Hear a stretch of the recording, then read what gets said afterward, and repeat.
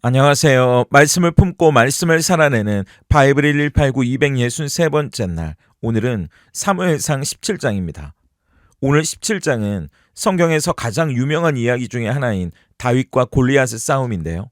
이 싸움은 이스라엘 역사에 가장 위대한 영웅이 탄생하는 이야기를 넘어 스스로 구원할 힘이 전혀 없는 절망적인 이스라엘을 위해 홀로 사지에 뛰어드시는 진짜 왕의 구원을 보여줍니다. 먼저 1절부터 11절까지는 골리앗이 이스라엘의 군대를 모욕하는 이야기인데요. 블레셋의 군대가 또 전쟁을 일으키려고 유다 땅 소고에 전 병력을 집결시키고 진을 치는데, 이 소식을 듣고 사울 왕도 이스라엘의 모든 병력을 집결시킵니다. 그렇게 엘라 골짜기를 사이에 두고 대치하는 상황에서 저 블레셋 군대 진영에 엄청난 거인이 걸어 나오는데, 4절부터 7절까지 보면 4절이나 그 거인의 무시무시한 모습을 이렇게 묘사합니다. 블레셋 사람들의 진영에서 싸움을 도두는 자가 왔는데 그의 이름은 골리앗이요 가드 사람이라. 그의 키는 6규빗 한 뼘이요 머리에는 놋 투구를 썼고 몸에는 비늘 갑옷을 입었으니 그 갑옷의 무게가 놋 5,000세겔이며 그의 다리에는 놋 각판을 쳤고 어깨 사이에는 놋 단창을 메었으니 그 창 자루는 배틀채 같고 창날은 철 600세겔이며 방패든 자가 앞서 행하더라. 키는 3미터에 가깝고 입은 갑옷만 60kg이 넘고 창날의 무게만 7kg였으니까 그야말로 괴물 같았을 거예요. 그런데 이 거인 골리앗이 이스라엘을 향해 1대1 싸움을 제안하면서, 만약 나를 이기면 블레셋이 이스라엘의 종이 될 거고 자기가 이기면 이스라엘 너희들이 종이 되라고 조롱하기 시작합니다. 이스라엘의 군대의 반응이 어땠는지 11절을 보세요. 사울과 온 이스라엘이 이 블레셋 사람의 말을 듣고 놀라 크게 두려워하니라. 원어의 의미를 살려서 번역하면 그들은 완전히 박살이 나고 넋이 나간 상태였습니다. 이스라엘 백성들은 하나님께 강력한 왕을 달라고 요구해서 사울을 왕으로 세웠잖아요. 물론 사울은 모든 백성보다 머리 하나만큼 큰 거구였지만 진짜 거인 골리앗이 나타나니까 사울을 비롯한 이스라엘 전체가 무서워서 벌벌 떠는 거예요. 우리가 인생의 위기 앞에서 이렇게 박살난 것처럼 무기력해지는 이유는 골리앗이 너무 커서도 있지만 사실은 우리에게 하나님이 너무 작아졌기 때문일지도 모릅니다. 크신 하나님이 우리의 시야에서 사라지는 순간 세상의 화려한 스펙, 돈, 권력이라는 갑옷을 입은 저 골리앗 같은 문제가 온 우주를 덮는 괴물처럼 우리에게는 크게 보이기 때문이죠. 골리앗만 보고 있으면 더 작은 우리가 초라하게 느껴지는 거고요. 저 커다란 골리앗보다 더 크신 하나님을 볼 수 있어야 그 골리앗이 작아 보이는 거고 불안과 두려움을 떨쳐낼 수 있는 겁니다. 이어지는 12절부터 40절까지는 이스라엘의 진영에 나타난 다윗의 이야기인데요. 모두가 두려워하면서 어떻게 해야 할지 안절부절하는 이 전쟁터에 아버지의 심부름으로 형들에게 도시락을 배달하러 온 막내 다윗이 나타납니다. 그때 마침 골리앗이 또 이스라엘을 향해 도발하면서 모욕하는 소리를 다윗도 듣게 되는 거예요. 그러면서 군인들끼리 또 도망치면서 하는 이야기를 듣게 되는데, 누구든지 저 거인 골리앗을 죽이면 많은 상을 내리고 왕의 사위를 삼고 세금도 면제해 준다는 이야기였어요. 그러자 다윗이, 아니 저 골리앗이 대체 어떤 사람이길래 그런 대우를 약속해 주느냐고, 자기가 들어보니까 하나님의 군대를 모욕하는 이방인에 불과하지 않느냐고 분노하게 됩니다. 26절을 보세요. 다윗이 곁에 서 있는 사람들에게 말하여 이르되, 이 블레셋 사람을 죽여 이스라엘의 치욕을 제거하는 사람에게는 어떠한 대우를 하겠느냐. 이 할례받지 않은 블레셋 사람이 누구이기에 살아계시는 하나님의 군대를 모욕하겠느냐. 지금 다윗의 눈엔 골리앗의 무시무시한 키나 덩치가 보이는 게 아니고요, 하나님을 모르는 이방인이 살아계신 하나님을 모욕하는 것에 대한 거룩한 분노만 이글거리고 있는 거예요. 그래서 자기가 나가서 저 골리앗과 싸우겠다고 자원하는데요. 사울이 보기에 어이도 없고 안 된다고 말리기도 했지만 다윗이 워낙 완강하게 싸우겠다고 하니까 마지못해 허락하면서 임금인 자기가 입는 군복, 갑옷을 다윗에게 입혀주고 투구를 씌워줍니다. 왕의 갑옷이니까 얼마나 튼튼하고 멋있었겠어요.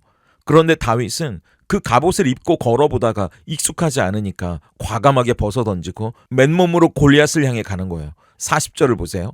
손에 막대기를 가지고 시내에서 매끄러운 돌 5을 골라서 자기 목자의 제구 곧 주머니에 넣고 손에 물매를 가지고 블레셋 사람에게로 나아가니라.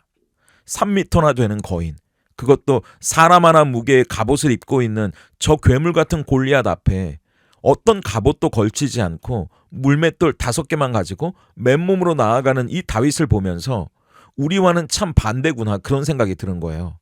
우리는 인생의 골리앗을 만날 때 자꾸만 사울의 갑옷을 빌려 입으려고 하잖아요. 돈의 힘을 빌리고 인맥이나 세상의 편법 같은 그 갑옷을 겹겹이 빌려서 껴입죠. 하지만 내 몸에 맞지 않는 그런 갑옷들이 오히려 우리의 영적인 감각을 둔하게 만들고 하나님을 의지하지 못하게 한다면 그걸 과감하게 벗어버릴 수 있는 용기가 필요합니다. 하나님은 이스라엘이 세상의 군대와 싸울 때마다 말과 병거에 의지하지 말라고 하셨잖아요. 그리고 일부러 그 군대의 숫자를 줄이기도 하시고요. 말도 안 되는 병력의 차이를 일부러 만드실 때가 있습니다. 이유는 하나예요. 그 전쟁이 사람의 힘에 달린 게 아니라 하나님께 달렸다는 걸 알게 하시려는 거죠. 그리고 승리를 주시는 분이 하나님이라는 걸 우리에게 알게 하시기 위해서였습니다. 그런데 다윗은 하나님이 그런 조건을 만드시기 전에 스스로 그 조건을 만들고 달려나가는 거예요. 하나님이 시켜서 한 게 아니라 하나님을 의지하는 게 전부라는 것, 그리고 이 싸움의 승리가 하나님께 있다는 걸 스스로 알았기 때문이에요. 그러니까 용기를 내는 겁니다. 하나님의 마음을 미리 헤아리고 싸우는 싸움은 이미 나의 싸움이 아니라 하나님의 싸움입니다. 마지막 41절부터 58절까지는 마침내 골리앗을 이기는 다윗의 이야기인데요. 골리앗은 보잘것없는 다윗을 보고 네가 나를 개로 여기고 이 막대기를 가지고 내게 나아왔냐면서 블레셋이 섬기는 신의 이름으로 다윗을 마음껏 저주하고 조롱합니다. 그때 다윗이 쏜살같이 골리앗에게 달려나가면서 뭐라고 고백하는지 그 유명한 45절부터 47절을 보세요. 다윗이 블레셋 사람에게 이르되 너는 칼과 창과 단창으로 내게 나아오거니와 나는 만군의 여호와의 이름 곧 내가 모욕하는 이스라엘 군대의 하나님의 이름으로 내게 나아가노라. 오늘 여호와께서 너를 내 손에 넘기시리니 내가 너를 쳐서 내 목을 베고 블레셋 군대의 시체를 오늘 공중의 새와 땅의 들짐승에게 주어 온 땅으로 이스라엘에 하나님이 계신 줄 알게 하겠고 또 여호와의 구원하심이 칼과 창에 있지 아니함을 이 무리에게 알게 하리라. 전쟁은 여호와께 속한 것인즉 그가 너희를 우리 손에 넘기시리라. 위대한 신앙 고백과 함께 주저없이 골리앗을 향해 믿음으로 돌을 던졌는데 그 작은 돌멩이가 골리앗의 투구 사이 유일한 급소인 이마에 정확히 박혔고요. 골리앗은 그대로 얼굴을 땅에 박고 엎어집니다. 그러자 다윗이 쓰러진 골리앗을 밟고 서서 그 골리앗의 칼로 그의 목을 베어버리죠. 그러자 블레셋 군대는 혼비백산 도망치고요. 그제서야 참호에 숨어 벌벌 떨던 이스라엘 군대들이 다 뛰어나와 승리의 함성을 지르며 전리품을 거두게 됩니다. 사순절을 보내면서 이 다윗의 승리를 통해 우리를 위해 저 세상에 거대해 보이는 죄와 사망의 권세, 그 골리앗을 무너뜨린 예수님을 더욱 바라보게 되는데요. 이스라엘 군인들이 한 일은 아무것도 없었죠. 그저 골짜기에 숨어 두려워하면서 벌벌 떨기만 하고 있었습니다. 하지만 그들의 대표로 나아간 다윗이 승리하니까 그 승리가 이스라엘 모두의 승리가 됐잖아요. 마찬가지입니다. 예수님이 십자가에서 죽음을 이기시고 부활하셔서 그 부활의 열매와 기쁨이 우리 모두의 것이 되게 하셨어요. 다윗이 오늘 골리앗을 이겨 온 땅에 이스라엘에 하나님이 계신 줄 알게 하겠다고 이야기했던 것처럼 예수님은 십자가와 부활로 그분이 진짜 하나님의 아들이라는 걸 우리에게 알게 하셨고요. 하나님의 구원이 칼이나 창과 같은 저 세상의 힘에 달린 게 아니라 연약해 보이는 물맷돌 같은 이 십자가에 달려있다는 걸 우리에게 보여주셨습니다. 그렇기 때문에 신앙생활은 내가 다윗이 되어 싸우는 게 아니고요. 우리의 다윗이신 예수님이 골리앗을 무너뜨렸다는 걸 믿고 기쁨으로 전리품을 거두러 세상에 달려나가는 겁니다. 그렇다면 오늘 사무엘상 17장이 던지는 질문 앞에서 우리는 어떻게 삶으로 대답할 수 있을까요? 그 질문은 나는 인생의 위기 앞에서 사울의 갑옷을 찾고 있습니까? 예수님의 이름을 부르고 있습니까? 예요. 우리는 저 거대한 문제 같은 골리앗을 만나면 본능적으로 돈, 인맥, 세상의 권력이라는 사울의 갑옷을 빌려 입으려고 합니다. 하지만 그것들은 나를 지켜주지 못하는 오히려 무거운 짐일 뿐이에요. 다윗이 의지했던 유일한 무기는 만군의 여호와의 이름이었습니다. 그렇다면 오늘 우리의 자녀들이 엇나갈 때, 사업이 흔들리고 건강이 무너지는 절망 앞에서 세상의 갑옷을 기웃거리기 전에 무릎을 꿇는 겁니다. 마귀가 가장 두려워하는 건요, 초라할지라도 예수님의 이름이 묻어있는 우리의 기도와 말씀이니까요. 그러면 기도 가운데 이미 승리하신 예수님을 만날 수 있을 겁니다. 나는 안 된다고, 이 문제는 절대 해결되지 않을 거라고 우울함과 패배감의 캄캄한 동굴 속에 숨어 있는 게 아니고요. 예수님이 세상을 이기셨다는 걸 믿고 다시 일어나는 겁니다. 절대 포기하지 않는 거예요. 그렇게 저 세상에 마귀가 훔쳐갔던 기쁨과 평안과 축복을 만군의 여호와의 이름, 예수님의 이름으로 다시 되찾는 저와 여러분의 하루가 될 수 있기를 소망합니다. 함께 기도하겠습니다. 우리의 참된 승리이자 영원한 왕이 되시는 예수님 감사합니다. 오늘 다윗과 골리앗의 싸움을 통해 눈에 보이는 문제의 거대함에 압도되어 두려워 떨던 이스라엘의 모습이 우리의 연약한 모습이었음을 깨닫습니다. 하나님을 믿는다고 하면서도 문제보다 크신 하나님을 바라보기보다 내게 없는 사울의 갑옷, 저 세상의 돈과 권력과 인맥을 부러워하며 의지하려 했던 건지도 모르겠습니다.